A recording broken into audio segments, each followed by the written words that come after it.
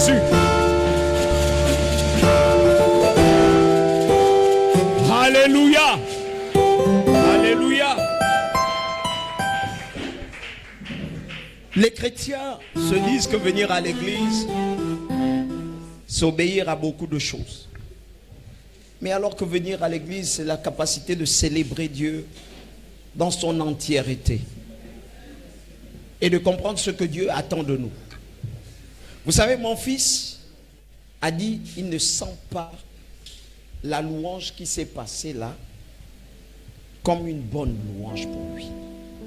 Tout le monde n'a pas vibré, c'est pas que les chanteurs ou encore les chantres n'ont pas bien chanté. Mais quand ton cœur ne trouve pas la chanson que tu veux, il paraît, tu ne loues pas le Seigneur comme cela se doit. Mais moi j'ai appris à célébrer Dieu pour ce qu'il fait. Et ma plus grande question c'est, quand vous vous retrouvez dans la présence de Dieu, quelles sont vos pensées? Moi quand je viens dans la présence de Dieu, j'oublie mes problèmes. J'oublie qui je suis. Et je comprends que je suis l'instrument d'un Dieu qui vit. Si ce matin, ce Dieu n'a pas permis que nous soyons là, on ne devrait pas être là. Les amis, c'est la seule présence où le lion est resté avec la gazelle. Et tous ont célébré Dieu au travers de Noé. Vous venez à l'église, vous prenez l'église pour une maison. Mais l'église n'est pas une maison. L'église est une arche dans laquelle tout le monde vient et tout le monde doit trouver le compte. Est-ce que tout le monde me comprend un peu? Amen. Quand on vient à l'église, ne soyez pas dans vos préjugés, vos superstitions ou encore votre façon de faire.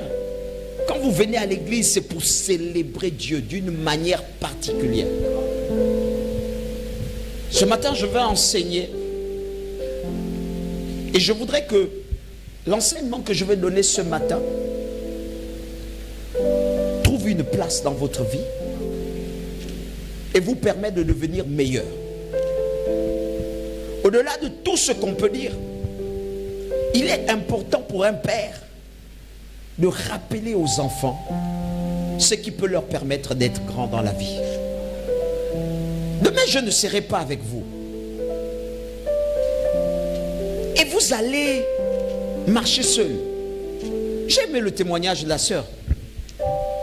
Elle a dit, je veux juste que le frère Jospin ici dise un mot. Elle n'a pas cherché Papa Tony, elle a cherché un frère qui avait la capacité de dire quelque chose, donc qui transportait Dieu avec lui. Les uns auraient commencé avec Papa Tony, et puis si Papa Tony ratait, c'est fini pour de bon.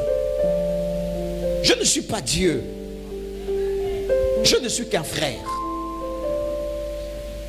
que Dieu a peut-être mandaté pour toi. Sachez le comprendre. Elle a cherché le frère et le frère a prié pour elle. Ça a marché. Je suis sûr que ça a marché. Mais il y a des niveaux pour lesquels les choses doivent être réglées selon les échelons. Si le frère insistait dans sa prière, la chose allait se passer sans moi. Ensuite, elle a dit, bon, nous allons aller à l'église. Ils sont venus devant moi. Et ce jour-là, je vous dis une vérité. Je n'étais pas d'humeur à prier. Quand j'ai dit d'humeur à prier, parce que moi j'ai toujours l'humeur à parler de Dieu. Mais je n'étais pas d'humeur parce que je travaillais pour Dieu. Et je ne mélange pas les onctions. Quand je déploie une onction pour un service, je reste focus sur le service. Les pasteurs étaient là, j'ai dit aux pasteurs, priez pour eux, pour l'enfant. Et je n'ai pas voulu faire peur à la maman qu'elle était. Je lui ai dit simplement, après la prière, amenez l'enfant à l'hôpital. Ils ont prié, les pasteurs. Je suis sûr que ça a marché. Je suis sûr que ça a détaché les chaînes qu'il fallait détacher. Et ensuite, elle est partie. Moi, je n'ai pas prié. Je me rappelle, c'est le frère, le fils, comme il est comme l'abeille. Et j'aime certains enfants pour ça.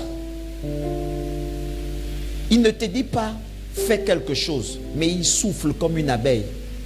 Il paraît. Oh, maman Hermine, je ne sais même pas comment. Il paraît, maman Hermine, je ne sais pas comment. Pendant qu'on travaillait, maman Hermine, je ne sais pas comment. Après, j'ai dit, au fait, c'est vrai que maman Hermine avait l'enfant. Comment ça va là-bas? Ça ne va pas. J'ai dit, mais on a prié. J'ai donné des recommandations à la mère par l'intermédiaire de la petite sœur. Vous savez, des grandes choses doivent être célébrées par les chrétiens. Notre ingratitude à nous, ce n'est pas célébrer ce que Dieu a déjà fait et ce que Dieu continue à faire. On devait être en train d'acclamer le Seigneur Jésus. Pas parce que c'est le témoignage de l'autre, mais parce que je vois comment Dieu guérit quelqu'un. Et c'est le même Dieu que je prie dans ma maison. Est-ce que l'église me comprend un peu? Et on a prié, ils ont prié, mais lui il ne faisait que souffler dans mon oreille, ça ne va pas. Et puis on était assis là. J'ai dit au fait, passe-moi un peu le numéro. J'ai appelé la grande sœur. La grande sœur m'a envoyé le numéro, mais lui il m'avait déjà donné le numéro. J'ai dit, Seigneur, tu sais que je n'aurai pas beaucoup de choses à dire. Ça va paraître comme la routine, ma prière. Dis avec moi la routine. Mais ce n'est pas une routine pour nuire, mais c'est une routine qui construit. Dis avec moi une routine qui construit. Une routine qui construit. On va parler de ça aujourd'hui. Alléluia. Amen. Et ensuite, je priais comme une prière routinière. Seigneur, étends ta main, fais ceci, fais cela. J'ai donné une recommandation. Tu prendras la main, tu prends ta main, tu mets un côté, tu prends une autre main, tu mets de l'autre côté, vous touchez le ventre et puis vous priez. Mon fils est en train de tourner autour. Il attendait que je lui dise c'est grave. Mais même à lui, je ne l'ai pas dit que c'est grave parce qu'il y a des informations que si tu donnes à quelqu'un, il va transmettre automatiquement. Et il va se presser d'aller là-bas. Et ça va créer une confusion dans sa foi. Lui va aller par émotion. Je lui ai dit non, ça va aller. J'ai prié et je me suis levé. Ils m'ont vu me lever. Comme dame à ma coutumier, je me suis levé, je suis sorti. Je suis descendu au bureau, je me suis agenouillé. Et j'ai dit, Seigneur, ce n'est pas le moment de me créer un problème. Quand j'ai fini de prier dans mon bureau, je suis revenu. J'ai dit, Seigneur, je ne serai pas rassuré tant que cet enfant n'est pas sorti. Et ma femme était là, j'étais en train de lui dire, elle témoigne déjà. Moi, je veux lui voir dehors. Amen. Dis avec moi la routine. La routine. Amen. Amen. Pour les hommes est un instrument dangereux. Pour les religieux, c'est quelque chose qui ne peut pas vous construire. Mais pour Dieu, c'est ce qui vous bâtit. Amen. Amen. Je vois l'église utiliser ce mot.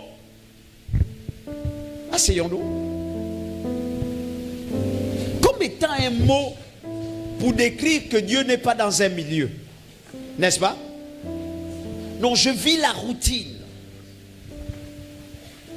Et lorsqu'ils parlent de routine, ils vont dans les stagnations. Je suis stagné sur place. Je dis c'est bien. Nous vivons tous la routine. Mais selon le Seigneur, la routine est également une bonne chose pour construire une vie. Vivre la routine, c'est ça mon thème aujourd'hui. Vivre la routine chrétienne pour grandir spirituellement. Dis à ton frère, vivre la routine chrétienne pour grandir spirituellement. La routine désigne un ensemble d'habitudes ou d'actions répétitives souvent effectuées de manière mécanique et sans grande réflexion. Allons-y, disons-le bien. La routine désigne un ensemble d'habitudes ou d'actions répétitives, souvent effectuées de manière mécanique et sans grande réflexion. Sans grande réflexion. Ça, c'est l'explication que donne Larousse ou encore les dictionnaires pas bibliques en ce qui concerne la routine. Je vais répéter. Vous partez tranquillement dans les dictionnaires, vous allez trouver. La routine désigne un ensemble d'habitudes. Dans la routine, il y a un ensemble d'habitudes. Ce que nous faisons au quotidien, la façon dans laquelle nous marchons, la façon dans laquelle nous parlons, la façon dans laquelle nous venons à nous vêtir. Un ensemble d'habitudes et d'actions répétitives. Les gestes, les actions que nous posons quotidiennement. Amen. Souvent effectuées de manière mécanique. Routine ne nous demande plus à se poser la question pourquoi je dois faire ça, pourquoi je dois faire ceci, pourquoi je dois me positionner ici. Tu le fais chaque jour, chaque matin et chaque soir. Amen. Amen. Est-ce que l'église me comprend bien? Est-ce que ça va pour l'église? Est-ce que tout le monde comprend bien? Allez. Souvent effectué de manière mécanique et sans grande réflexion. C'est déjà ancré en toi. Tu n'as plus besoin de réfléchir pour poser ça. Tu connais les résultats. Si je fais ça, je sais que je vais arriver ici. Si je pars là-bas, je sais que je vais arriver ici. Si je dis ceci, je sais. Chaque matin, quand je me lève, je sais que je dois me brosser les dents ou encore la bouche. Amen. Amen. Est-ce que tu es fatigué un jour de te laver?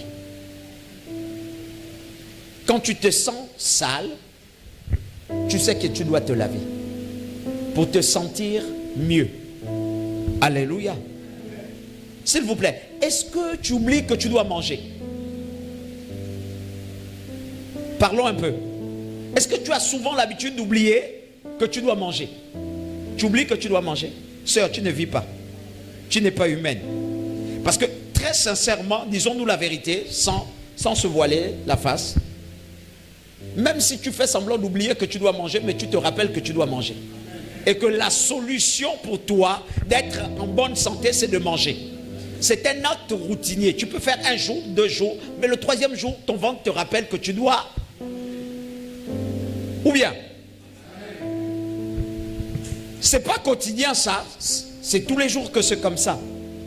En un mot, manger est une routine, est un acte de routine que nous menons tous les jours. S'il vous plaît, est-ce que tu oublies que tu dois t'habiller? Hein? Mais pourquoi? On devait sortir le matin et puis bon, tu as oublié que tu dois t'habiller. Bon, ça c'est la routine de tous les jours. C'est la routine de m'habiller. C'est la routine. Non, moi je ne m'habille pas aujourd'hui. Je pars comme ça au travail et puis tu sors. C'est la routine. N'est-ce pas?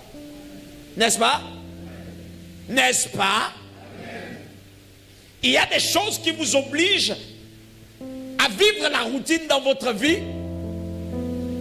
Pas parce que vous voulez, mais parce qu'elles sont là et elles sont importantes pour vous. Est-ce que l'église me comprend bien? L'église comprendra où je vais en revenir. Et ça, c'est le quotidien de chrétiens qui arrive dans l'église et puis qui dit tous les jours, c'est la routine. Et quand ils vivent la routine, ils disent, Dieu n'est plus là.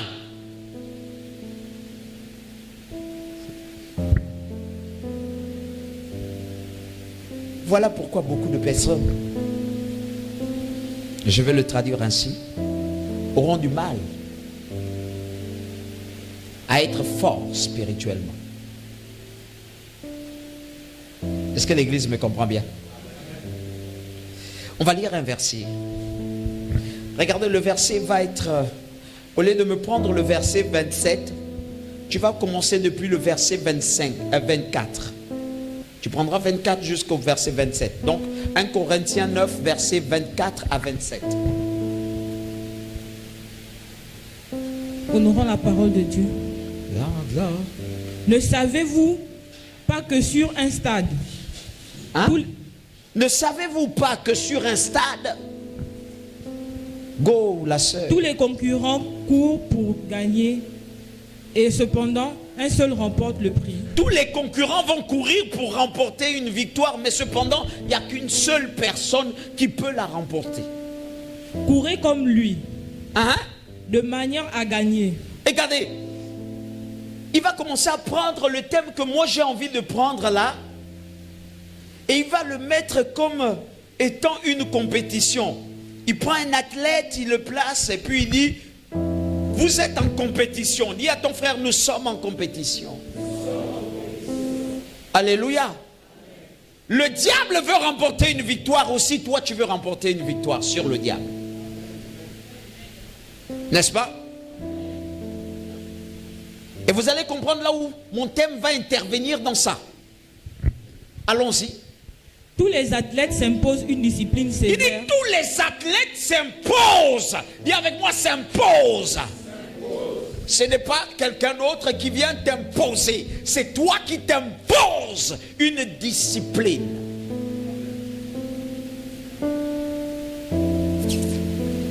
Autrement dit, on a envie de dire à quelqu'un, si tu veux être victorieux dans ce que tu fais, il faut t'imposer une discipline, pas allant contre ce que tu désires, mais allant dans le sens de ce que tu veux atteindre comme objectif.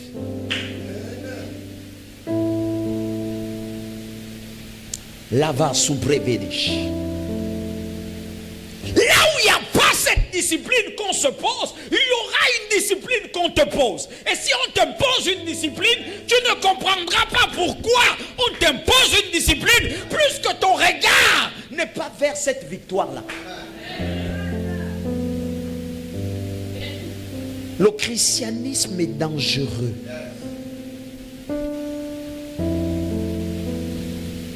C'est toi l'athlète de ta vie. Tu es l'athlète dans ce combat. Tu es l'athlète de ta famille. Dis ça à quelqu'un. Je suis l'athlète que ma famille a présenté. Est-ce que tu comprends ce que ça veut dire? Dis avec moi, je suis le modèle que mon église présente pour être meilleur dans la société.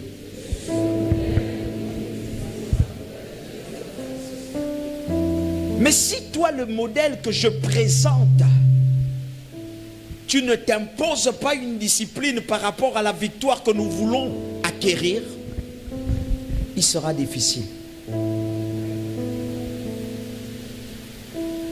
Je disais à quelqu'un que ce que l'Église ne comprend pas, c'est que lorsque nous créons nos propres actions, nous pouvons être condamnés. Mais lorsque c'est la Bible qui nous demande d'être dans quelque chose, la vérité s'annonce. Est-ce que l'Église me comprend bien? J'ai compris que fini les actions qui pourront nous perdre devant la face du Seigneur. Construisons les actions qui peuvent nous rendre meilleurs dans la présence de Dieu. Amen. Allons-y, asseyons-nous. Dans tous les domaines pour recevoir une couronne. Il dit dans tous les domaines. Donc il ne cite pas qu'un seul domaine. Il veut mettre l'accent sur tous les domaines de ta vie pour obtenir une couronne. Écoutez-moi bien. Si on dit tous les domaines de ta vie, mon ami, quand tu pars au travail, c'est que tu obtiens quoi? Et ce salaire t'amène à quoi? Vous ne comprenez pas. Vous ne comprenez toujours pas. Vous ne comprenez toujours pas. Et vous ne comprenez jamais. Et vous n'allez jamais comprendre si on n'essaie pas d'ouvrir l'oreille spirituelle. Dis avec moi, j'ouvre l'oreille spirituelle. Et je me condamne à vouloir marcher comme Dieu veut. Écoutez-moi bien spirituellement. Il dit ici, tu auras la victoire dans tous les domaines. Tous les domaines. En fait, si un chrétien, dans son lieu de travail, doit obtenir la victoire sur tous ceux-là qui veulent marcher sur lui. Donc tu seras en compétition même dans ton lieu de travail. Tu seras en compétition même dans ta marche, dans ta famille. Tu seras en compétition avec tout le monde. Pourquoi? Tu as été présenté comme étant l'athlète du royaume. Dis avec moi, je suis un athlète pour le royaume. Et ma victoire est céleste. Voilà. Voilà, c'est tout. Donc si je ne suis pas dans les règles du ciel, c'est que c'est normal que je n'obtienne pas une victoire. Allons-y. Qui pourtant sera bien vite fané. Alors que nous aspirons à une couronne qui ne se... Regardez, il dit, jamais. nous aspirons à une couronne Qui ne se flétrira jamais. qui ne se flétrira jamais. Est-ce que tu peux le dire à quelqu'un? J'aspire à quelque chose qui ne se gaspillera jamais. J'aspire à quelque chose qui ne se détruira jamais. Et ce qui ne se détruira jamais ne se détruira jamais sur la terre et ne se détruira jamais dans le ciel. C'est un problème avec l'aspiration que les chrétiens ont.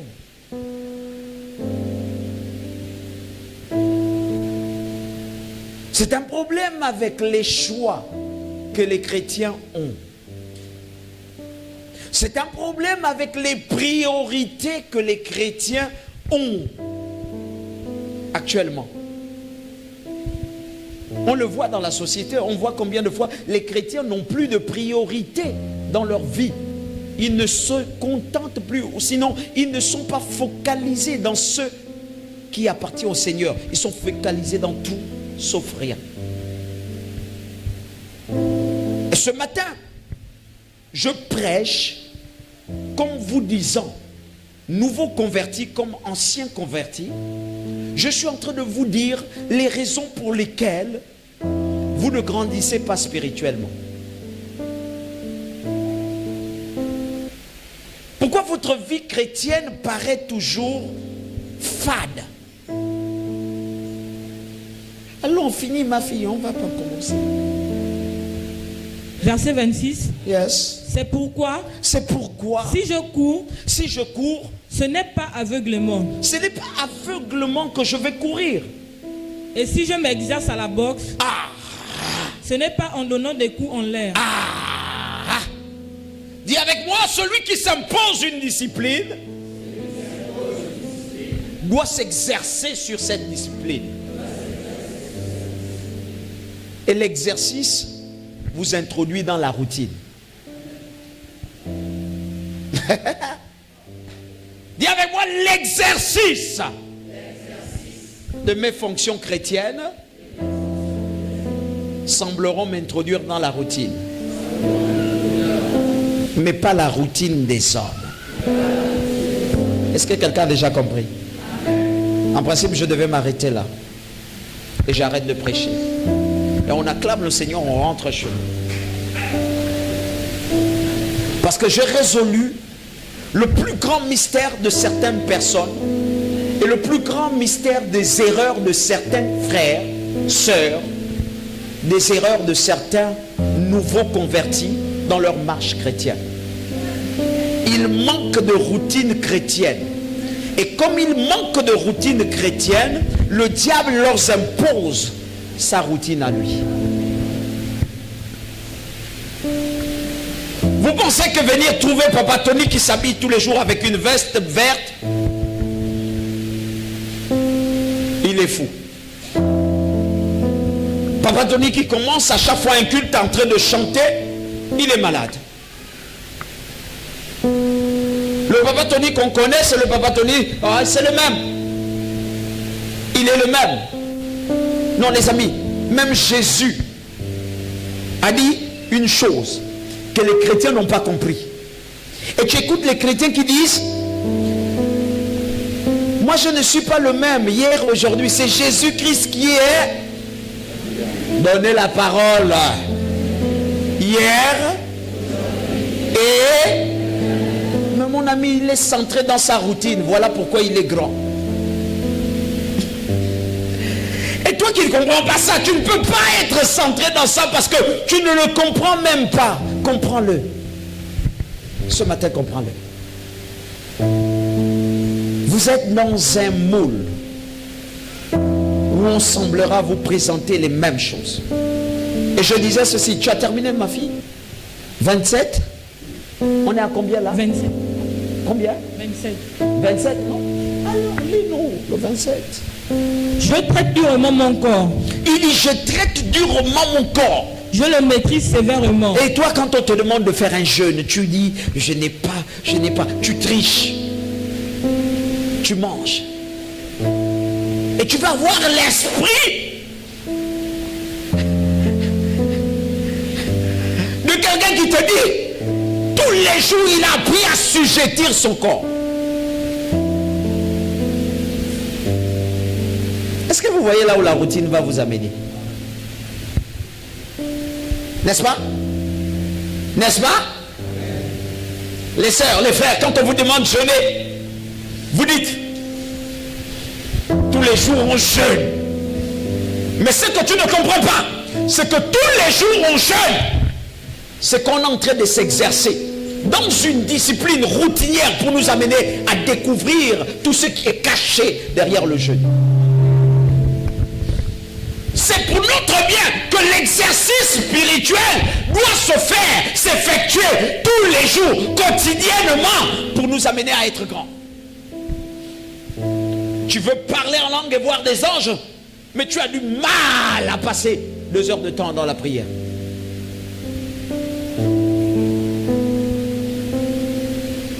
Voilà pourquoi vous profitez de ceux-là qui passent du temps à faire ça.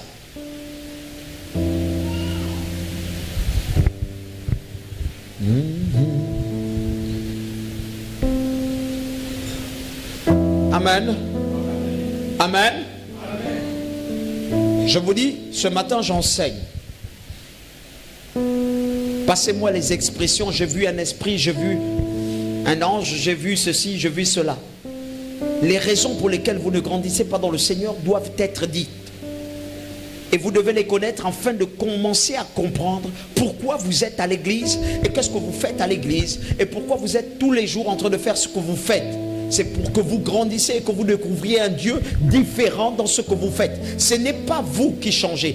Écoutez, vous ne pouvez pas amener Dieu à vous changer, mais vous découvrez Dieu dans le système qu'il a prédestiné pour vous. Dieu a déjà tout accompli pour vous. Il a mis ton temps de prière et il a mis les bénédictions que tu dois remporter selon le temps et selon la maturité que tu dois acquérir. Il a mis les privilèges, il a mis le mariage, il a mis tout et il a mis ça autour de toi pour que tu le découvres et que tu le rencontres de manière différente en exerçant la même chose. On ne grandit pas et on ne devient pas meilleur parce que vous dites simplement: je prie une fois et puis ça me suffit. Quand on te demande de prier tous les jours, tu dis c'est la routine. Mais la Bible n'a-t-elle pas dit faut vivre la routine dans la prière? Il a dit prier sans... Il y a la routine dedans. Vous n'avez pas constaté? Tu pries le matin, c'est une forme de routine. Tu pries à 12 heures. Tu pries le soir, tu pries le lendemain. Tu pries. Tu pries. Et tu vas toujours prier. Mais c'est dans ta prière que tu découvres les niveaux dans lesquels tu te trouves. On dépose un problème et on te dit à chaque fois que tu vas évoluer, tu vas découvrir des solutions. Ou à quoi tu vas rencontrer des solutions. Mais la solution finale ne te serait pas donnée tout de suite. C'est au fur et à mesure que tu grandiras. Mets-toi dans l'église. Ma fille, tu vas avoir quelque chose de grand. Ah, papa te dit tous les jours, c'est moi que je vais avoir quelque chose de grand. Je ne vois pas ce que je vais avoir. Oui, sœur, tu ne vois pas parce que tu n'es pas dans le moule de la parole que je te donne. Tu ne la réponds même pas, tu ne la comprends même pas et tu ne la respectes pas. Notez ceci. Comprenez que si beaucoup d'entre vous ne grandissez pas convenablement, c'est tout simplement parce que vous ne vous imposez pas dans votre marche chrétienne. Vous ne vous imposez pas dans votre marche chrétienne à avoir une routine par laquelle vos compétences sont multipliées. Vous ne vous imposez pas dans votre marche chrétienne à avoir une routine par laquelle vos compétences sont multipliées. Dieu a envie que vous soyez tous des grands. Et Paul va résigner ceci. Il dit, toi qui devais déjà être à la nourriture solide, tu es encore au lait. Pour avoir la nourriture solide, il faut avoir des dents solides. Mais Paul fait le constat que nos dents ne sont pas solides. Donc nous ne pouvons pas manger la nourriture des adultes. Et nous demeurons encore aux dents, ou sinon aux dents de lait et au lait spirituel. Dis à ton frère, c'est un danger. Pourquoi? Parce qu'à l'intérieur, il comprend que les défis doivent être à la mesure de ta croissance. Écoutez, tu as Goliath à terrasser. Mais avant de terrasser Goliath, tu dois terrasser le lion. Après avoir terrassé le lion, tu terrasses l'ours. Après terrasser l'ours, tu vas terrasser Goliath. Et après avoir terrassé Goliath, tu te terrasses. Dis avec moi, tu te terrasses. Et toutes ces écoles sont là pour que tu t'exerces selon que Dieu veut te donner une couronne. Je vois des nouveaux convertis qui arrivent dans le Seigneur et automatiquement on leur parle des anges, on leur parle de beaucoup de choses et ils ne deviennent pas comme on veut qu'ils deviennent. Parce qu'on a commencé à leur parler des choses solides, si bien que l'enfant ne veut plus affermir ses dents. Il est temps que nous revenons dire aux chrétiens que c'est mauvais ce que nous faisons parce que nous tuons les enfants de Dieu. Est-ce que l'église me comprend? Écoutez, votre routine dans les choses du Seigneur sont les choses qui peuvent vous faire rentrer dans le discipulat. Votre routine à servir tous les jours, à prier tous les jours, à marcher tous les jours, à apprendre tous les jours, sont des choses qui vous font rentrer dans le discipulat et dans les grandes choses appartenant à Dieu. Est-ce que je parle à l'église? Est-ce que je parle à l'église? Vous savez, quand je vais continuer, chacun va se retrouver dans ce que je dis. Et vous allez comprendre que vous devriez vous imposer une discipline, une routine dans ce que vous faites. Si je pose des questions aux gens, vous allez comprendre qu'il y a un problème. Jean dit quoi? Jean 14, verset 15.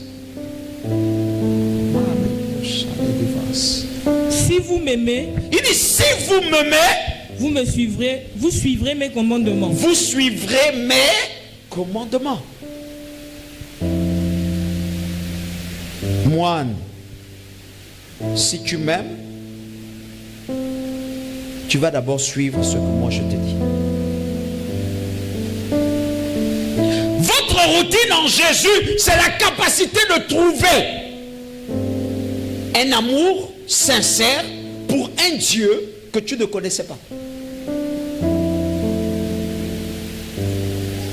Donc si je me lance à vouloir dire que je vais faire ça tous les jours, c'est simplement parce que je l'aime que je fais ça.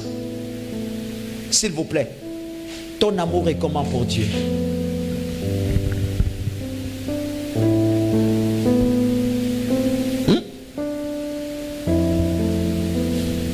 Je devais passer du temps à balayer si je n'aimais pas Dieu. Je devais passer du temps à chanter si je n'aimais pas Dieu. S'il y a une absence d'amour dans les choses de Dieu, il y aura une absence d'application. Amen. Il y aura une absence de conversion. Vous ne changez pas parce que vous dites que vous voulez changer. Vous changez parce que vous obéissez à des lois qui sont différentes des lois auxquelles vous étiez soumis. Est-ce que je parle à l'église? À des lois auxquelles vous étiez soumis autrefois. Ces lois-là, si vous changez, vous les mettez à côté. Vous obéissez maintenant aux lois qui sont liées à votre amour pour cette nouvelle chose-là.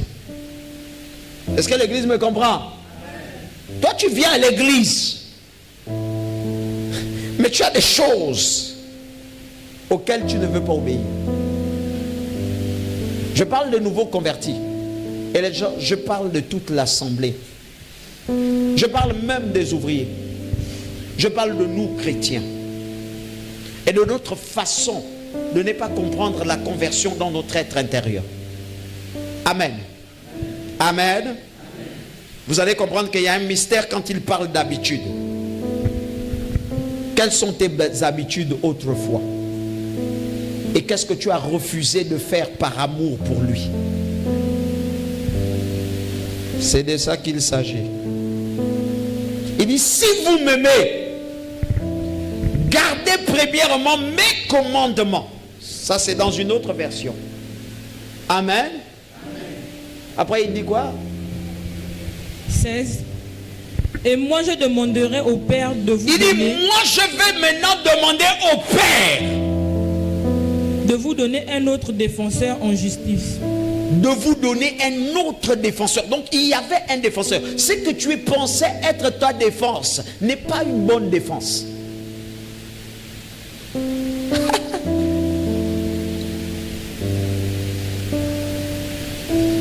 Est-ce que l'église me comprend un peu? Est-ce que le message là est bon ou bien j'arrête? Parce qu'on peut chasser les matingos. Hein?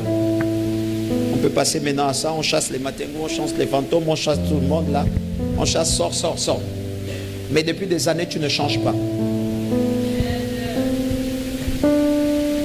Aujourd'hui, je passe pour ne pas être un bon prophète parce que peut-être je ne change plus les matingos. Oui. Il y aura des frères qui vont dire dans l'église ou des sœurs qui vont dire dans l'église, ils ne voient plus. Mais ça ne construit pas l'église, ça. On voudrait voir un nouveau converti devenir un disciple du Seigneur et un disciple véritable.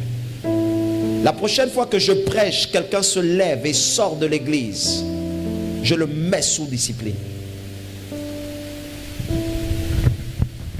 j'ai compris que l'église prend Dieu comme étant votre ami du village. Dieu n'est pas fan, il n'est pas Bapounou, il n'est pas Kota.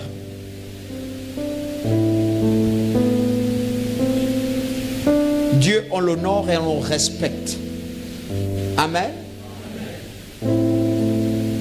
Et là, je ne parle pas de moi. Je parle de Dieu. C'est quoi la routine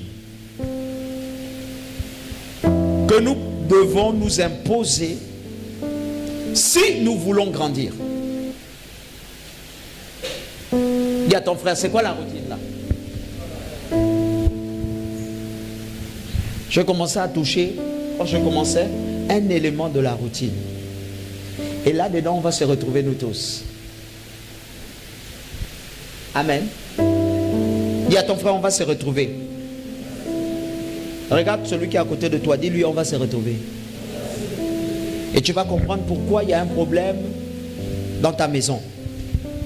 Dis ça à ton frère. Dis, tu vas comprendre pourquoi le diable gagne souvent avec toi. Vous savez, les chrétiens viennent mentir à l'église. Mais il y a une vérité qui ne s'accomplit pas quand ils sont seuls devant Dieu. Amen. Tu vois, tout à l'heure j'ai dit à l'église, chantons, le Seigneur 3 fois saint. Le Seigneur est 3 fois saint. Alors, non, répète-le avec moi. Le Seigneur est 3 fois saint. Le Seigneur est saint. Le Seigneur est 3 fois saint. Le Seigneur est saint. Eh, il est 3 fois saint. Le Seigneur est saint. Oh, oh. Hosanna, Hosanna. Mais tu es un menteur. Tu comprends un peu? L'une des choses qui fait en sorte que nous réussissons par la routine de Dieu, la première habitude que nous devons avoir dans notre mentalité, c'est la prière seule.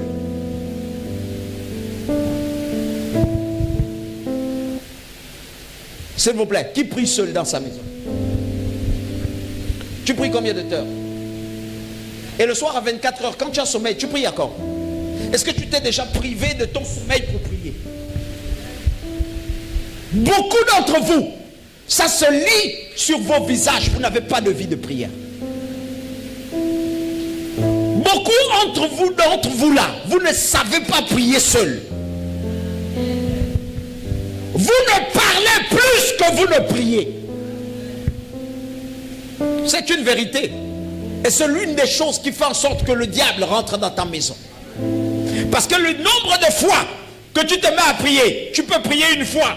Le Seigneur se rend compte que pour que ta prière soit constante, il faut qu'un problème vienne. Alors il permet à Satan de rentrer dans ta maison pour que tu pries le plus. Mais toi-même, chrétien, même quand Satan est rentré dans ta maison, tu pleures au lieu de prier. Vrai ou faux? Beaucoup ne prient pas. Dès que tu tournes un chrétien au visage, tu vas voir qu'il ne prie pas parce qu'il ne rayonne pas. Puis qu'un chrétien, tu verras qu'il ne prie pas. Ça se voit dans vos visages. La preuve, c'est que quand vous avez des problèmes qui sont personnels dans vos maisons, parce que c'est là où Satan s'assoit le plus, c'est dans ta maison, c'est là où tout se repose le plus. C'est le siège des réflexions et des pensées. Regardez, quand vous venez à l'église, vous transportez cette lourdeur. Le plus souvent, notre louange est contaminée par cette manière de faire. Amen. Le Seigneur est 3 fois saint.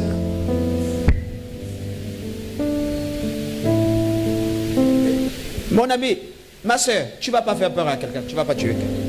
C'est Jésus là, on est en face de Jésus. Dis à ton frère, déplie ton visage. Et ton cœur aussi. On est dans la présence de Dieu. Vous venez à l'église comme ça. Ne Des fois, tu vois maman Louise Robert.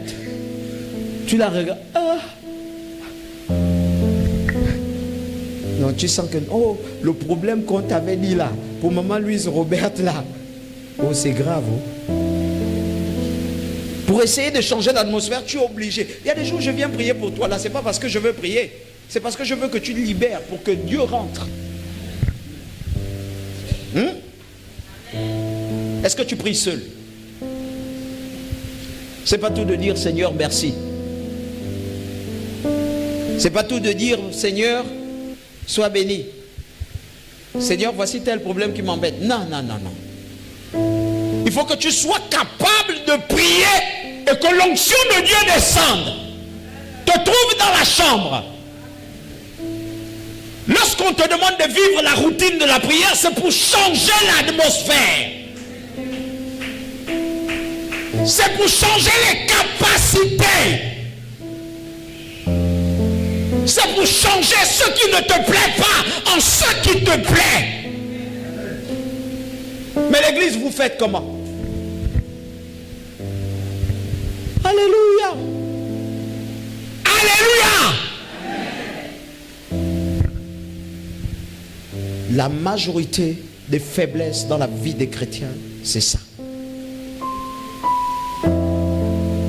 Si tu n'apprends pas à combattre seul dans ta maison, c'est pas devant les gens que tu vas combattre. À la limite, quand tu viens devant les gens et que tu pries avec les gens, tu es un tricheur. Tu es un tricheur.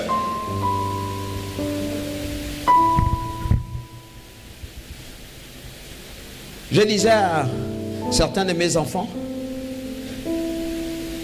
que le 3/4 des victoires que j'ai lues, je ne l'ai pas eu en pleurant devant les hommes. Je l'ai eu parce que le Seigneur m'a abandonné au milieu de tout le monde.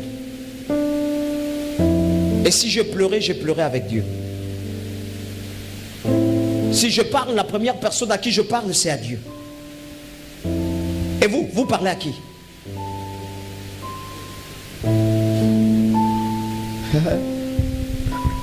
Dis avec moi la prière est l'une des clés dans laquelle nous devons installer la routine. Ici, je dis bien, quand je parle de routine, je ne parle pas d'une routine selon le monde. Je parle d'une routine selon Dieu. Amen. Beaucoup parmi vous n'avez pas l'habitude de prier seul dans vos maisons. Priez. Priez. Vous venez à l'église, regardez. J'ai vu mes enfants à chaque fois venir me dire, papa, oui, qu'est-ce qui s'est passé dans l'église? On ne comprend pas. Qu'est-ce qui s'est passé dans l'église? Je les ai regardés. J'ai regardé mon fils qui me disait, bon, jusqu'à l'heure là, l'église est encore un peu vide. L'église, je l'ai regardé, je riais. Et le matin, je me suis levé. Ma femme sait, tout le monde sait, mes enfants qui sont dans la même maison que moi, ils savent. Je fais ce que j'ai voulu faire. Je travaillais un peu dehors là. Après, je suis allé me laver. Et puis, j'ai commencé à danser. J'ai dansé. J'ai dansé avec mes filles. Je les ai attrapées. Je dansais avec elles en leur disant, soyons en joie. Mais comment tu veux créer une atmosphère ou encore une présence dans laquelle Dieu doit se glorifier si tu n'as pas l'essence d'une bonne prière?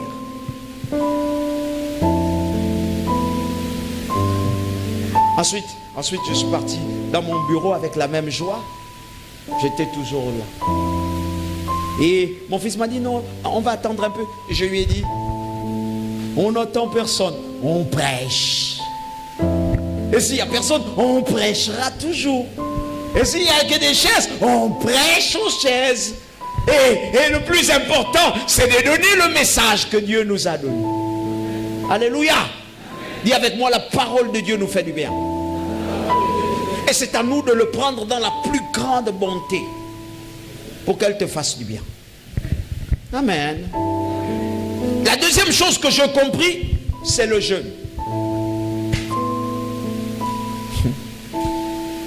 Le jeûne est une forme de routine qui peut permettre de grandir. Tu ne jeûnes pas. Des fois, Dieu te met les problèmes autour de toi pour que tu jeûnes. Parce qu'il va avoir une rencontre avec toi, mais tu ne jeûnes jamais. Alléluia. Dis à ton frère, tu ne jeûnes jamais. Non, dis-lui, tu ne jeûnes jamais. En fait, tu veux régler les problèmes comme étant charnel, mais tu n'es pas charnel, tu es spirituel. Voilà pourquoi charnellement, tu ne feras qu'amplifier tes problèmes. Mais spirituellement, tu peux les régler parce que tu jeûnes, parce que tu pries. Il y a une rencontre avec Dieu. Est-ce que quelqu'un peut me comprendre un peu? J'ai jamais pu régler un problème charnellement. Mais je le règle toujours quand je vais quelque part. Et avant, je disais, c'est parce que je suis faible. Et Dieu m'a dit, oui, c'est parce que tu es faible pour les hommes. Mais tu dois être fort pour moi, car tu es mon athlète. S'il vous plaît, étant chrétien, vous êtes les athlètes qui appartiennent à un Dieu. Donc, votre capacité de régler vos problèmes, votre capacité de vous lever ne doit pas être charnelle.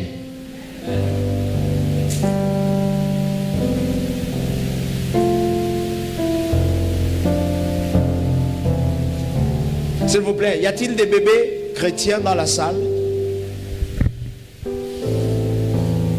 Ça fait combien d'années tu es chrétien? Si tu ne grandis pas, c'est parce qu'on ne t'a pas donné la culture du jeûne. Les gens vous ont menti que vous jeûnez beaucoup. N'est-ce pas? N'est-ce pas? N'est-ce pas? Ah, les jeûnes aussi, tous les jours, les jeûnes, c'est pas bon, hein? Les jeûnes, c'est pas bien. Mais mon ami, tu n'es pas charnel, hein? Le jeûne, c'est bon pour toi.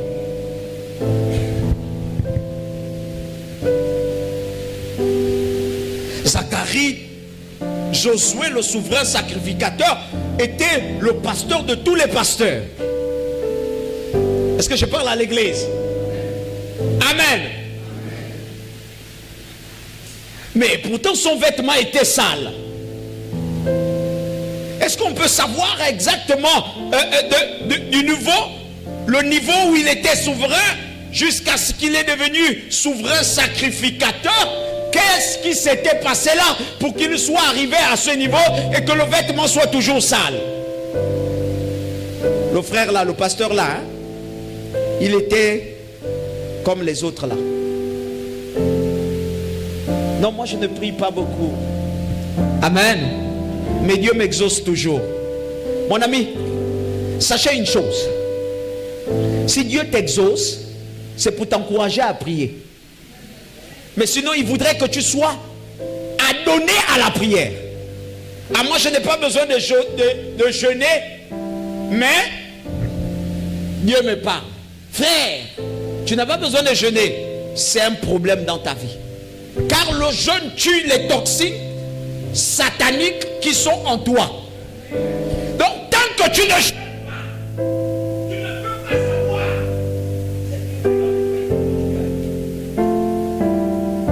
Dans l'église, et dans Satan, mettez-vous dans cet esprit de jeûne pour vivre une délivrance qui soit personnelle. Amen. Dans ma vie chrétienne, je ne croyais pas qu'un chrétien pouvait se faire une autodélivrance. Est-ce que l'église me comprend? Je disais toujours, ça c'est n'importe quoi, c'est faux. Pour que tu sois délivré, il faut que c'est une autre personne qui vienne prier pour toi, te faire la délivrance pour que tu sois délivré. Mais un jour, Dieu me dit, rentre dans un jeûne. Je rentre dans le jeûne. Je suis en train de prier. Je prie. Je prie. Je prie. Et un matin, le jeûne a poussé. Vous voyez, il y a un temps comme ça là où tout vient seul. Tu adores seul. Et puis, les adorations coulent en toi. Amen. Tu es seul. La première chose que Dieu va faire, il change l'atmosphère. Et je me retrouve dans une atmosphère où c'est comme si on était des milliers à adorer. Je chante et puis j'écoute des voix. Je chante, j'écoute des voix. Je chante, j'écoute des voix. Quand je dis je vais louer, j'écoute des voix. C'est comme si je n'étais plus seul. Et à partir de cet instant, quand j'ai commencé à dire au nom de Jésus, tout ce qui est à moi sort, je suis tombé. Bon, le reste là qui s'est passé là, je ne sais plus. Amen. Mais je me suis retrouvé au milieu. Tout était cassé autour de ma chambre. Les effets étaient cassés. J'ai demandé à mon cousin, tu n'as pas écouté ce qui s'est passé? Il me dit, j'ai écouté un grognement comme si c'était un lion dans la chambre. Bon, moi je me suis dit, comme tu as l'habitude de prier et que peut-être c'était une nouvelle prière en langue qui se faisait. Amen. Amen. Bon, peut-être c'est ce qui s'est passé. Et quand je suis allé voir ma maman, j'ai expliqué ça à ma maman. Elle m'a dit, ne fais plus jamais ça. Tu pouvais te tuer toi-même. Tu t'es fait une auto-délivrance. Et de là, j'ai compris que souvent c'est important de prier soi-même. De jeûner aussi. Tu veux grandir, mais tu ne jeûnes jamais. Tu veux grandir, mais tu ne pries jamais. Mes amis, il y a des choses qui ne vont pas grandir en toi. Est-ce que je parle à quelqu'un? Est-ce que je parle à quelqu'un bien? Amen. Voilà. La troisième chose, une rencontre dynamique quotidienne avec Dieu. Un homme doit être capable d'avoir des apparitions de Dieu dans sa chambre, dans sa maison. Écoutez, ici là à l'église là, il y a une chose qui m'étonne. Et j'ai toujours l'habitude de dire à l'église que ça m'étonne. Aujourd'hui, je vous dis la vérité, ça m'étonne. Où Lumutu va te dire que Dieu lui a parlé. Coucou, il est tombé. Où il s'est levé. Où il a fait tout ça. Où il a vécu. Où. Amen. Mais le Saint-Esprit ne te dit jamais que ce que tu fais là, c'est pas bon.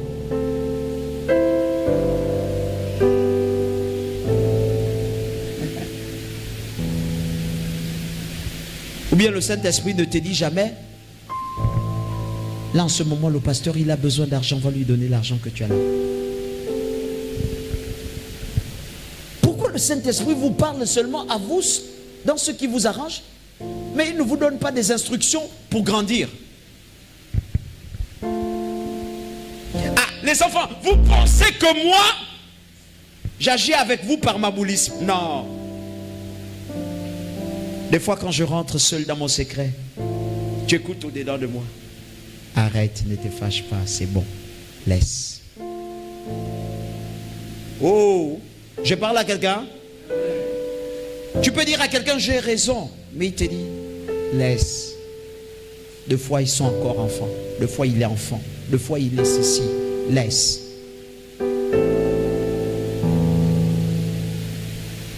Mais vous avez l'esprit.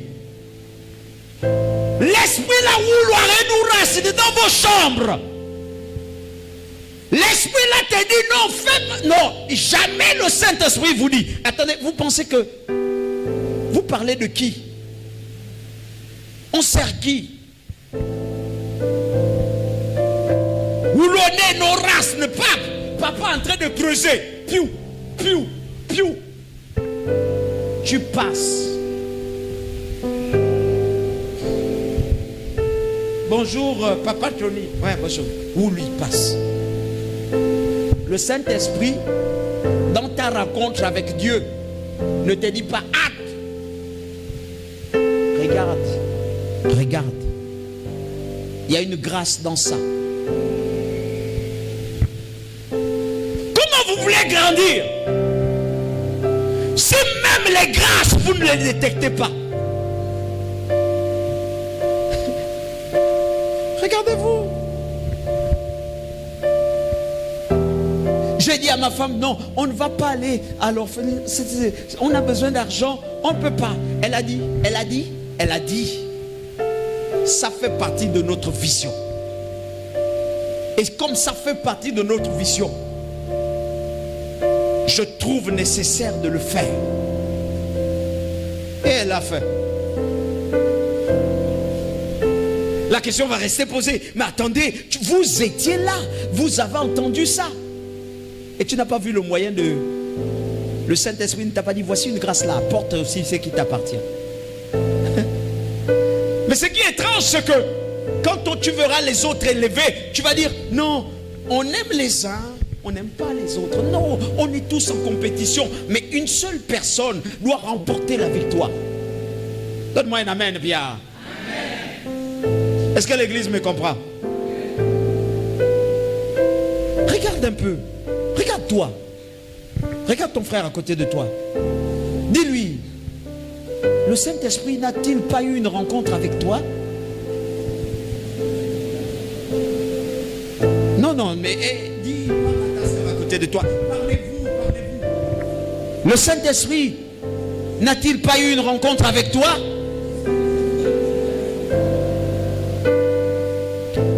Est-ce que c'est lui qui te demande de ne pas venir à l'église?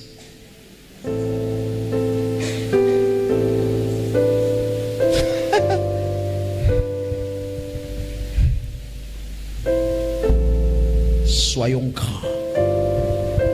Nous avons des grands défis. Soyons grands. Nous avons des grandes batailles. Ça, ce n'est que le début. Amen. Nous avons des grandes batailles. Amen. La deuxième chose, ou la combien? Il faut compter. Compter. La quatrième chose, la lecture biblique. Havana, les collaborateurs, les leaders, les machins, les pasteurs, les pastoresses, tous, vous ne lisez pas.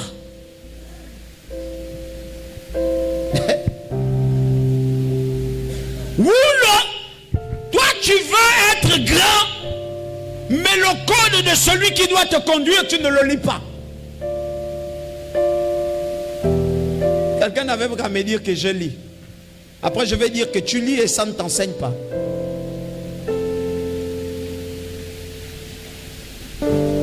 Tu lis et ça ne t'enseigne pas. Moi je lis et ça me parle. Je lis et je m'agenouille. Pardon. Je lis et je pleure seul. Toi tu es le seul qui ne lit pas ou qui lit, mais le cœur est toujours dur. Tu es toujours dur. Tu lis, mais tu es toujours là. Tu lis. À l'église on te dit viens travailler, tu dis ne viens pas. Je suis occupé. Et tu veux que le pasteur t'explique pourquoi tu dois venir tous les jours à l'église, hein? Nana, tu vas avoir les grâces de Dieu. Nana, tu vas grandir tous les jours. Écoutez les enfants, mon travail c'est de vous montrer comment on marche avec la vie là. Et je m'arrête là. À partir d'aujourd'hui, je vous donne la parole. Tu ne veux pas, m'en fous. M'en fous.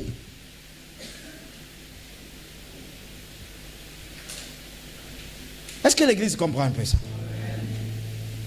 Les pasteurs qui ont donné la parole seulement et se sont contentés de donner la parole, vous les avez appelés grands. Et ceux qui sont venus pour dire que nous sommes des papas, nous ne vous donnerons pas que la parole, nous allons vous aider dans votre vie, vous les avez traités de fous. Aujourd'hui, je donne la parole.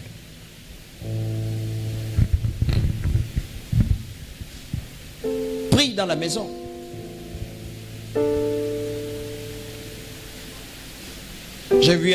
J'ai vu quelqu'un qui était avec moi quand là. Je l'ai regardé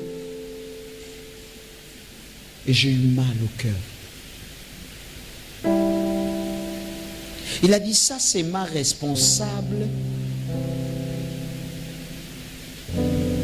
Si c'est de quoi qu'il a cité ou sécurité ou quoi, le protocole. La responsable l'appelle pour lui dire papa, Je suis dans une situation difficile, ça ne va pas, papa. Faites quelque chose. C'est devant moi. J'étais là, je l'ai regardé. J'ai réfléchi 2 fois. Et j'ai dit, pour rien au monde, les gens ne vont me transformer en ça. Il a dit, qu'est-ce que tu me donnes? Prie le Seigneur. J'ai dit, mais écoute, là, elle a un problème très sérieux. C'est ta responsable. Il dit, papa, moi, je ne suis pas dans eux. Quand je leur dis, il ne fait pas, je m'en fous. J'ai eu mal au cœur. Je lui ai dit, donne-moi le téléphone, je vais prier pour elle. Il a dit, frère, c'est ma fille, c'est pas ta fille. J'ai compris qu'il ne voulait même pas. Et j'ai dit, c'est ce qu'on a besoin pour avancer.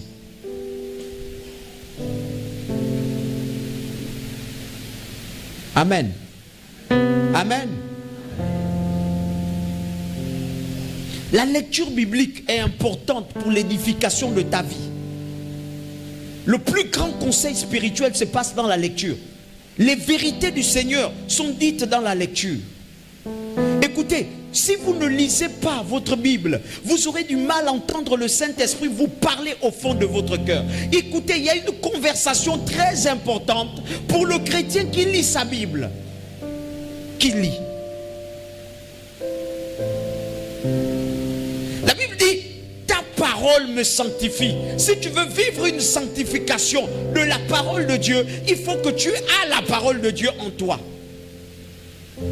Mais vous êtes des chrétiens. Les étoiles, cherchez les anges, cherchez les machins, les révélations, les prophéties. Mais Bible douro lire, vous ne lisez pas. Comment vous aspirez à gérer? Écoutez, ce livre renferme tout. Tout. Amen. Ouh, les chrétiens sont trop tristes aujourd'hui. Et pourtant, ce n'est pas un message pour attrister qui que ce soit. C'est un message pour vous fortifier. Parce que vous avez besoin de ça pour travailler seul dans vos maisons. Écoutez, nous chassons à l'église, mais dans vos maisons, vous devez être capable de protéger vos maisons, votre environnement et tout ce qui s'ensuit. Vous devez être capable de vous gérer dans la maison, capable d'éloigner tout ce que le diable veut s'aimer. C'est une guerre. Et vous êtes en guerre. En guerre avec vous-même, en guerre avec vos parents, en guerre avec tous ceux qui s'élèvent autour de vous, ceux qui veulent que vous tombez. Vous êtes en guerre. Et votre système de protection, c'est quoi? Je ne serai pas là. La sœur a dit qu'ils ont essayé de m'appeler depuis. Et Dieu ne voulait pas que mon téléphone passe. C'est ce que sa fille m'a dit. Tu fais comment? Et je ne suis pas Dieu.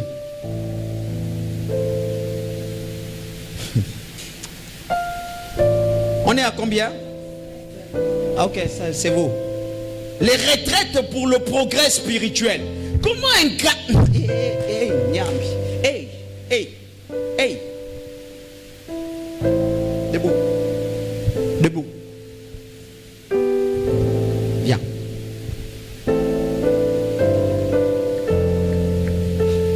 Dans la semaine, quelles sont les personnes qui se retirent une fois pour parler avec Dieu?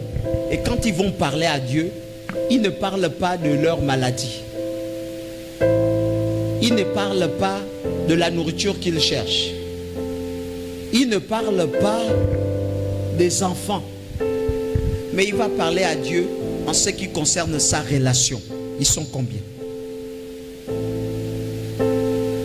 Qui fait une retraite spirituelle parce qu'il veut voir Dieu intensifier, amplifier les grâces en lui. Qui?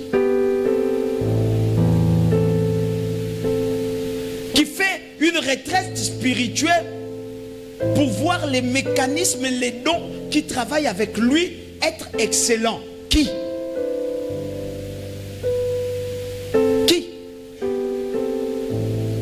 Qui fait une retraite spirituelle pour être performant dans le service qu'il rend à Dieu? Qui?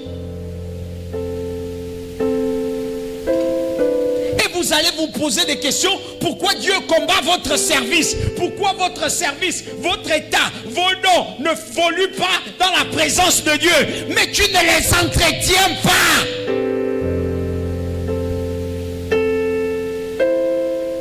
Je suis allé en retraite parce que je dois parler avec Dieu en ce qui concerne mon ministère, en ce qui concerne ma vie. Et vous vous posez la question, pourquoi Dieu va dire à Papa Tony, lève-toi. Papa Tony ne prie pas pour sa propre vie. Il passe son temps pour prier pour toi. Il passe son temps pour prier pour tous ceux qu'il ne veut pas voir. Il passe son temps pour prier pour son cœur. Il passe son temps pour demander à Dieu de lui parler, même quand il est triste, de lui dire la vérité. Toi, tu passes ton temps à faire quoi? Est-ce que Jésus, tu le pries pour lui dire préserve mon cœur? Est-ce que tu le fais? Est-ce que vous le faites? Est-ce que tu as déjà jeûné? Est-ce que tu as déjà prié pour ta foi?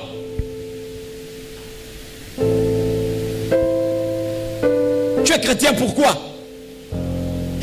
De bouche à oreille, on te transmet des poisons et toi tu ne rentres pas en jeûne. Dieu voudrait que tu jeûnes et que tu pries pour ton cœur, pour ta foi. Tu fais quoi? Le bout du tunnel, c'est la mort. Car le diable, Satan, c'est une chose, nous sommes en guerre. Tôt ou tard, tu vas tomber. Il faut que tu fasses ce que tu fais. Tôt ou tard, tu vas tomber. Est-ce que tu jeûnes? Est-ce que tu penses que ce que tu fais plaît à Dieu ou plaît à Satan? Est-ce que tu sais que ce que tu es en train de dire, il y a ton don, il y a ta grâce, il y a tes fonctions, il y a ton devenir, il y a ta destinée qui est attaquée, qui est attaquée. Frère, sœur, est-ce que tu le sais? Est-ce que tu sais que il y a les évangélistes de Satan? Ta puissance, ta présence est dans ma vie. Ya ya ya ya ya. Ton amour, ta puissance, présence est dans ma vie. Je veux de tout. Je veux de tout. Je veux de tout. Car tu es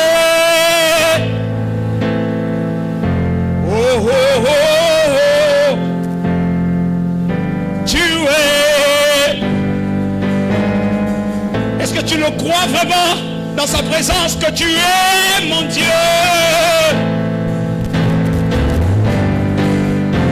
Tu es mon Dieu, tu es ma force, mon guide. Ah, car tu es mon Dieu.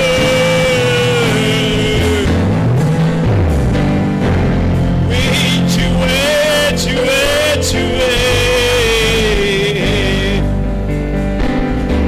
Si vraiment il est ton Dieu, si vraiment il est ta force, si vraiment il est ta force, ton roi, ton bouclier, si vraiment il est ton Dieu, où est ton cœur, ton âme? laissons ça. Laissons ça comme ça. Laissons ça. Chaque situation difficile que tu vis est le moyen pour toi de tester ta relation avec Dieu. Chaque position que tu ne comprends pas, la meilleure réponse, ce n'est pas les hommes. Les bébés spirituels consultent les hommes. Mais les hommes matures, un moment s'arrêtent et consultent Dieu. Il est l'origine de ma force, l'origine de ma grandeur, l'origine de ma persévérance. Il est l'origine de ma délivrance. Il est l'origine de mon admission parmi les hommes. Je parle à l'église, grandissez les amis. J'ai une bataille plus grande que celle que vous êtes en train de déposer. Une bataille plus importante. J'ai la bataille des destinées. La bataille de ta destinée. La bataille de la destinée de celui qui est à côté de toi. J'ai besoin. Car tu es mon Dieu. Ah, ah, ah, ah. Tu es.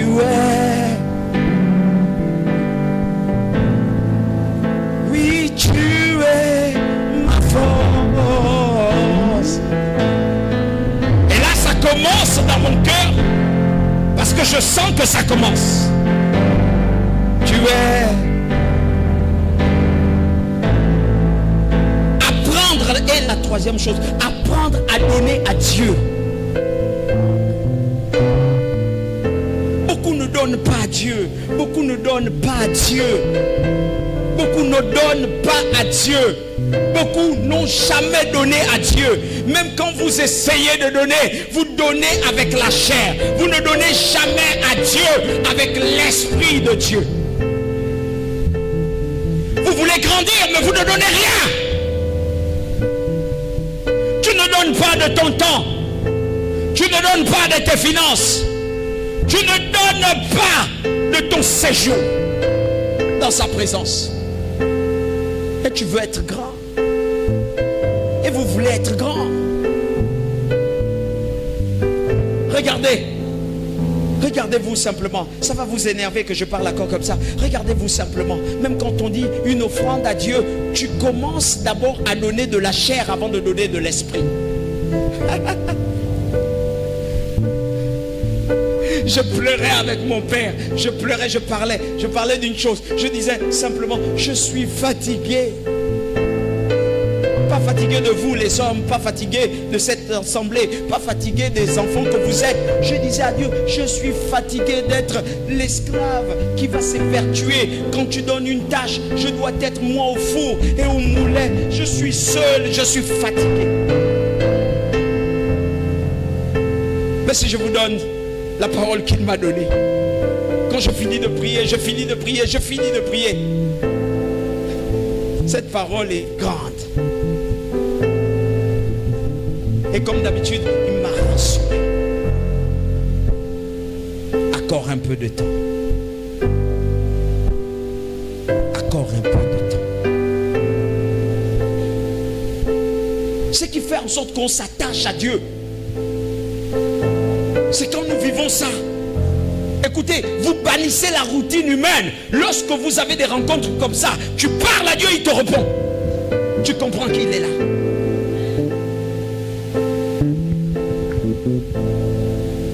Car tu es mon Dieu.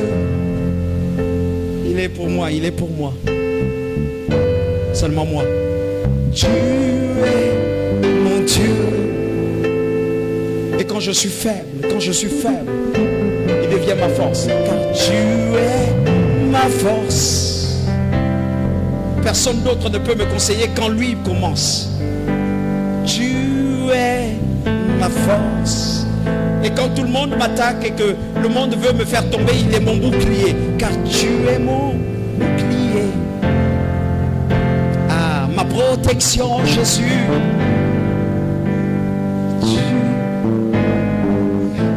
Écoutez, je vous dis toujours que les nations voudront me terrasser. Mais toi, tu dois comprendre qui tu es. Tu es mon Dieu. Amen. Amen. Amen. Alléluia. La prière avec les autres n'est que le résultat d'une prière seule. Vous ne savez pas prier avec les autres. Voilà pourquoi lorsqu'on donne une invitation à la prière à l'église, vous ne venez pas. Quel est ce chrétien né de nouveau qui refuse de prier avec la communauté? Comment on va communiquer des grâces et des forces? Comment on va permettre à ce que le feu descende au milieu de nous? Si pendant que nous sommes en train de prier avec les autres, nous avons en nous des préjugés qui nous empêchent de voir la gloire de Dieu.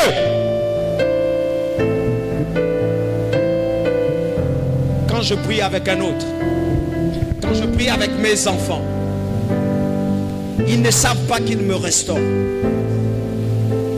Je dis à Dieu, installe un climat de paix. Et vous, quand vous priez entre vous, vous installez un climat de division ou de supériorité. Vous n'allez jamais être grand. Et c'est les mêmes choses qui entraînent les divisions au milieu de vous. Tel croit être plus grand que tel, tel croit être plus fort que tel croit être plus ceci. Bon, d'accord, je vais le mettre des bâtons dans les roues. Comme ça, il va arrêter de devenir ce qu'il pense qu'il est. Revenez!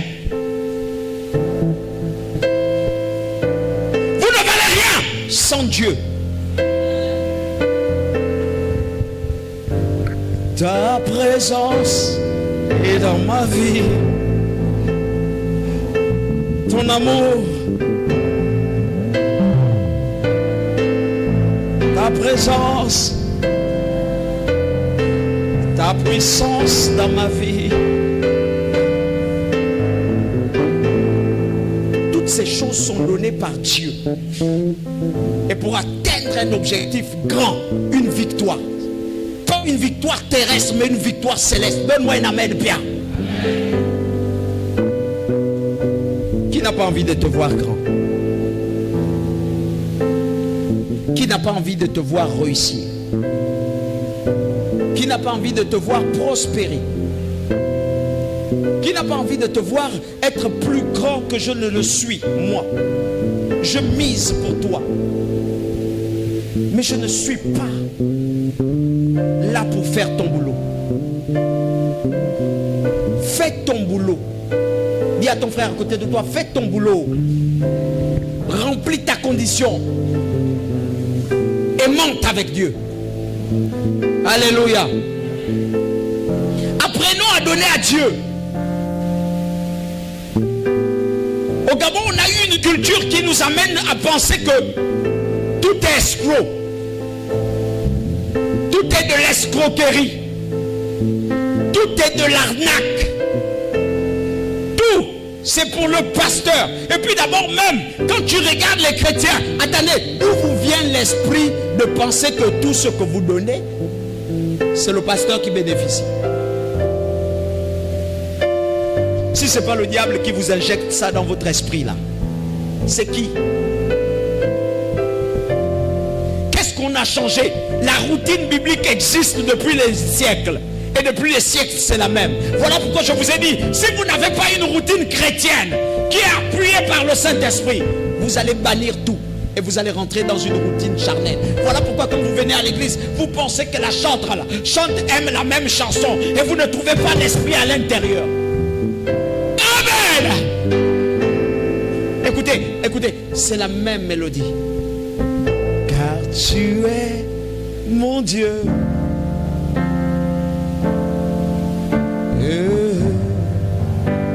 Tu es mon Dieu. Alléluia. Mais ce sont les mêmes paroles qui seront interprétées par plusieurs personnes de manière différente. Ce sont ces paroles qui vont changer certaines personnes et d'autres personnes vont être à la même position. D'autres vont changer et les démons vont être autour d'eux et certains vont être délivrés. Donne-moi un amen bien. Mais c'est cette routine-là que Dieu veut que tu expérimentes. La faculté d'être sensible pour comprendre comprendre là où Dieu t'amène. My God. J'ai envie de voir un peuple qui comprend Dieu. Agenouillons-nous, on s'agenouille. Parce qu'on veut comprendre Dieu. Il n'est pas la même personne. Crie Alléluia. Mais tu ne le cries pas comme l'autre. Tu le cries avec l'espérance de voir un Dieu qui agit. Tu le vois comment? Car tu es mon Dieu. Dis à ton frère, apprends à donner à Dieu. Apprends à prier avec les autres. Et la lecture des livres chrétiens. Toi, tu passes ton temps à lire quoi? Tu es nouvellement converti, tu lis quoi, frère? Vous savez, même quand vous dites vous êtes des chrétiens aujourd'hui, le monde vous prend à la légère. Parce que vous n'aviez pas la culture du christianisme en vous. Tu es nouvellement converti, tu continues à lire les livres pornographiques. Frère, passe ton temps dans la lecture des livres qui peuvent édifier ton âme. Est-ce que tu le fais? Tu as lu quel livre chrétien? Même 25 ans de vie chrétienne. Quelqu'un va te dire qu'il n'a même pas encore lu, en dehors de la Bible, il n'a même pas encore lu un seul livre du début jusqu'à la fin. Jamais. Mais comment tu vas expérimenter Dieu? Comment tu vas vivre des expériences? Comment tu vas parler et puis Dieu va répondre? Comment tu vas t'imprégner du christianisme qui change les temps et les circonstances? Les autres ont vécu des expériences. Toi, tu fais quoi?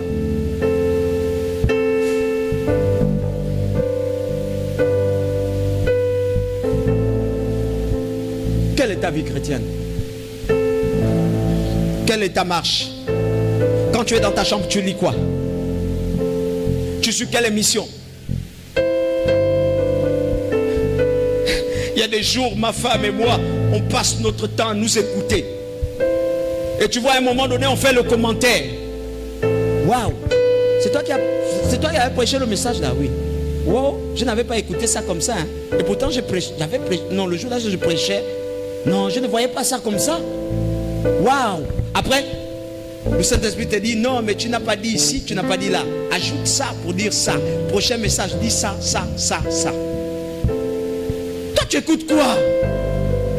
Et tu écoutes qui? Tu lis quoi? Écoutez, tout ce que l'Église peut vivre actuellement a été prédit par une prophétie. Mais tu es tombé dans le piège, pourquoi? Parce que tu n'écoutes pas. Parce que tu ne reviens pas. Parce que tu ne t'écoutes pas. Il faut que je vous dise la vérité aujourd'hui quand même. Pour que vous soyez des bons chrétiens. Aujourd'hui, si l'église était attaquée, ça a été prédit. Vous voyez, c'est ce qui s'est passé en Israël. Avec Jésus. Il dit, l'un de vous est un démon. Et pourtant le démon n'est pas encore rentré. Mais pourtant Satan est rentré. Parmi le conseil céleste. Il a détruit. Écoutez les amis, l'église veut être détruite.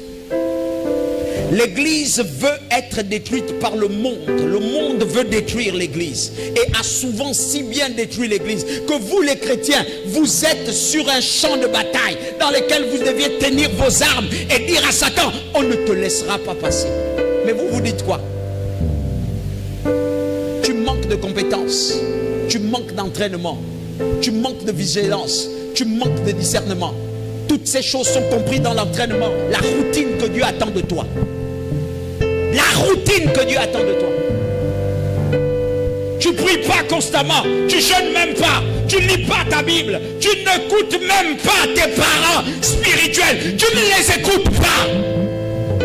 Si tu m'écoutais, tu devais comprendre qu'entre les lignes, je suis en train de révéler une prophétie qui te dit attention. Car tu es ma force.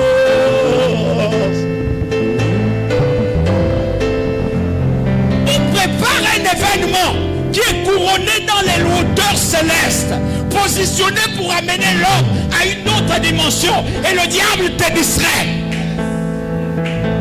Car tu es ma force.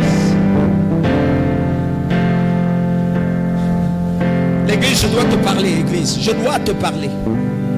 Et accepte que je te parle. Alléluia. Les livres chrétiens, vous ne lisez pas. Je pose la question à toute une église. Depuis que vous êtes chrétien, quel est le livre que vous avez lu? Quel est le livre? Tu passes du temps dans quoi? Tu vas dans la maison, je vais dans vos maisons, je vais te trouver en train de suivre la télé. Tu suis la télé, je regarde l'émission. Ce n'est même pas une émission chrétienne. Tu es en train de suivre une émission païenne à la place d'une émission chrétienne. En quoi ça va t'édifier? En quoi tu vas être fort? En quoi ton âme sera solide? En quoi? Il y a des émissions que je lis, que je suis. Et quand je suis ces émissions, ça me donne envie de prier. Je m'agenouille pour prier. Amen. Il y a des films que je suis. Ma femme est là. Je peux suivre des films, mais j'ai des films que je suis. Et j'ai des films que je ne suis pas. Vous me mettez ça, je vais faire semblant d'être avec vous. Je vais me lever, je vais partir. Parce que je sais que j'ai un grand combat. Si j'assimile ça dans mon esprit, ça va rester planté en moi. Les automatismes d'avant vont revenir. Tu dois traiter ton corps durement. C'est toi. Tu dois choisir ce qui doit être pour toi une occasion d'élévation. Vous venez à l'église, mais vous êtes les mêmes. Vous ne changez jamais. Tout simplement parce que ça arrive chez vous à cause de ce phénomène-là.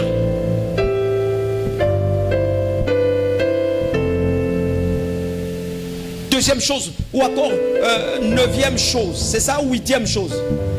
Septième, hein? Ok, vous savez bien voir.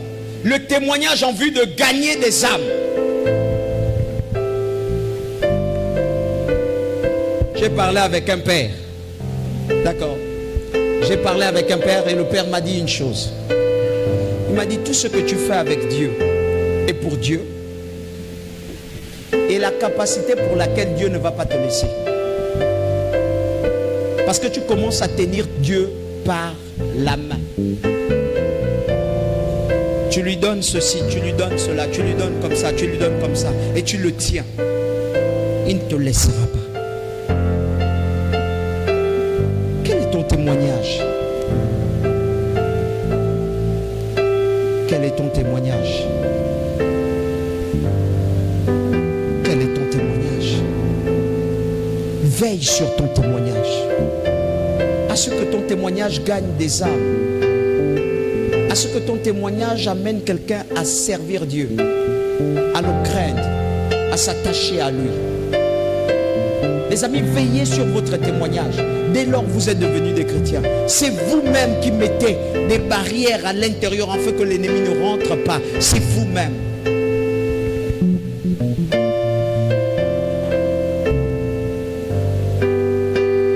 Alléluia. Être le disciple de Jésus-Christ dans la vérité. Cherchez à le devenir. Cherchez à le suivre. Aucun homme ne peut te forcer à être disciple si toi tu ne veux pas. Sois disciple de Jésus-Christ. Ouvrez les portes. Laissez Christ s'emparer de vous.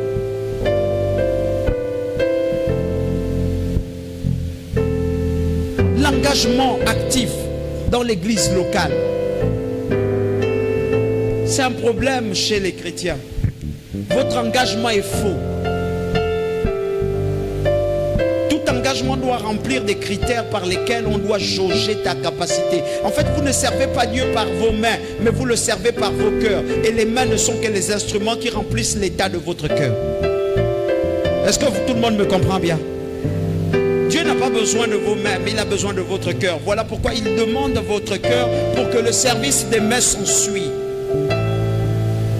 Écoutez, ce qu'on voit faire en vous, que vous faites au Seigneur, on doit regarder l'état de vos cœurs. Et c'est par votre cœur que Dieu amplifie les capacités. C'est par votre cœur que la renommée se répand. C'est pas par vos mains. Je vis une maman venir balayer ici, je l'ai regardée et on m'a dit une chose, elle balaye parce que ça va bien. Quand ça n'ira pas bien, elle ne va pas balayer. J'ai vu une chantre là, en train de chanter. On m'a dit elle chante, c'est parce que tout va bien. Quand ça ne va pas bien, elle ne sera pas là, elle ne va pas chanter.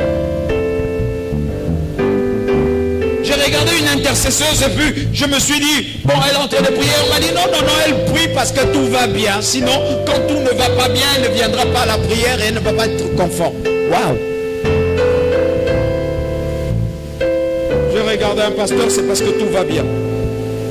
Sinon, quand tout ne va pas aller bien, il ne sera pas conforme. Waouh! Dans l'église locale, nous devons le servir avec le cœur. C'est notre cœur qui s'attache à Dieu. Voilà pourquoi nous voyons la gloire dans tout ce que nous faisons. Donne-moi un amen, bien. Si vous voulez rechercher l'excellence, rechercher la grandeur, rechercher toutes ces choses, servons Dieu avec le cœur. Et lorsque nous le servons avec le cœur, nous mettons en place le mécanisme de la conformité. Soyons conformes.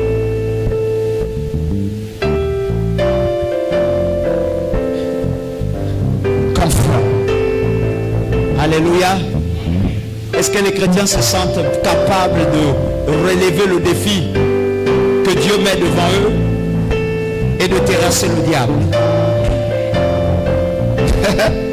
Ton amen grésille. Et je vais terminer. Ce sont les 11 actions qui font en sorte que vous nous grandissez pendant l'église.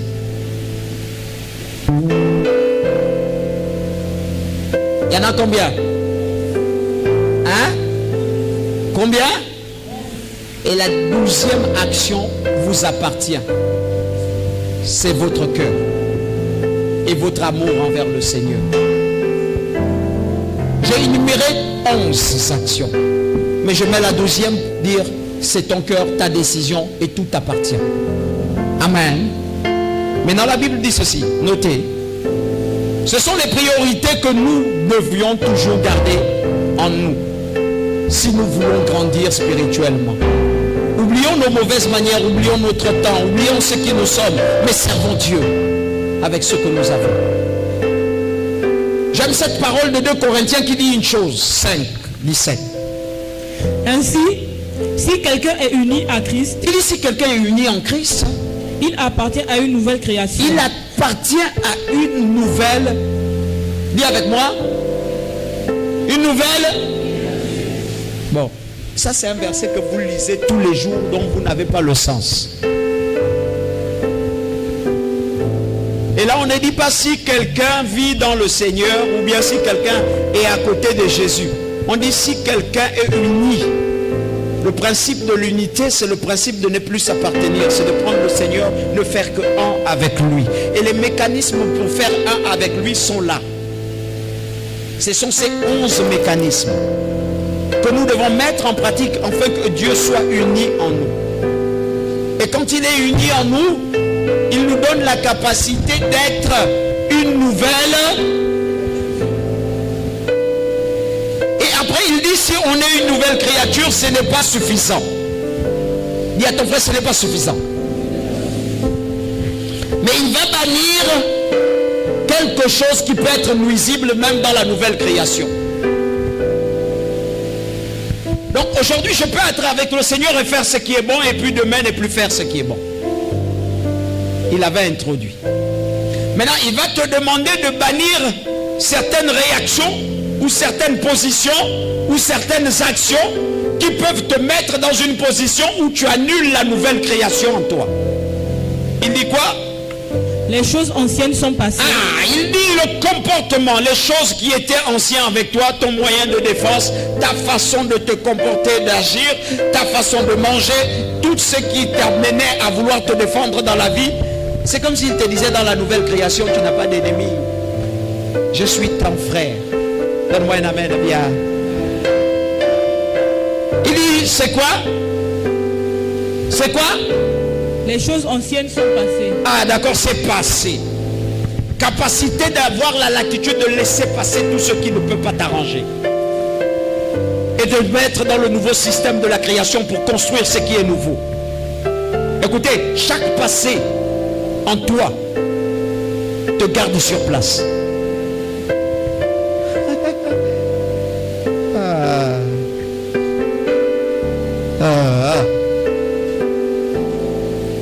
Est-ce que je parle à quelqu'un?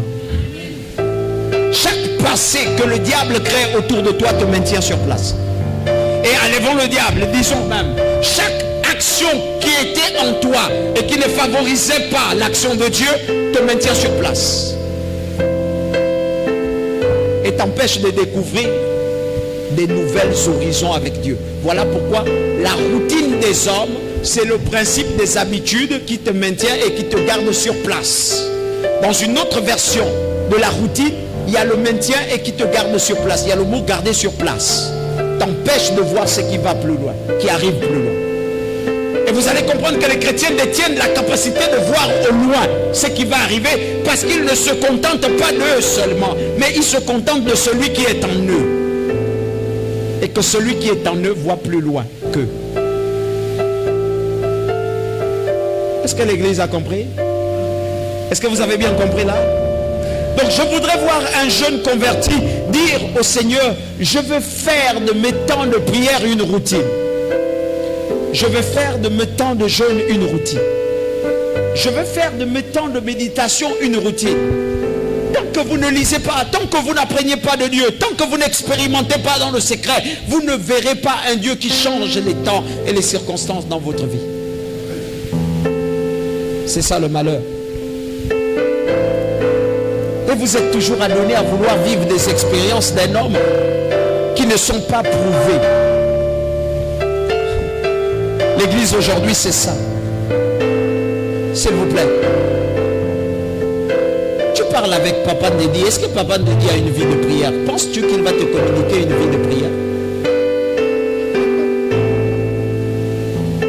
Celui avec lequel tu vas parler, c'est celui qui prie, parce qu'il va te communiquer une vie de prière. Il te dira, prions un peu. Mettons-nous en... Non, dis-le bien, mettons-nous en... Attends, tu parles avec Papa Achille. Est-ce que Papa Achille a une vie de jeûne? Mais si tu te mettais avec quelqu'un qui a une vie de jeûne, il te dira, ok, on va prier, on va jeûner un peu pour ce problème-là. Hey, tu t'éloignes davantage de Papa Tony. Est-ce que Papa Tony peut être ton ennemi? Ou bien il est le rempart qui peut t'aider? Mets-toi un peu en prière. Est-ce que ce n'est pas le diable qui est en train de te pousser à t'éloigner? Alléluia. Pour le moment, ça paraît un peu mauvais. Mais tu comprendras que je viens de t'instruire et de te donner la vie. Si tu mets en pratique, tu deviendras grand. Si tu ne mets pas en pratique, tu deviendras ce que tu veux. Que Dieu te bénisse.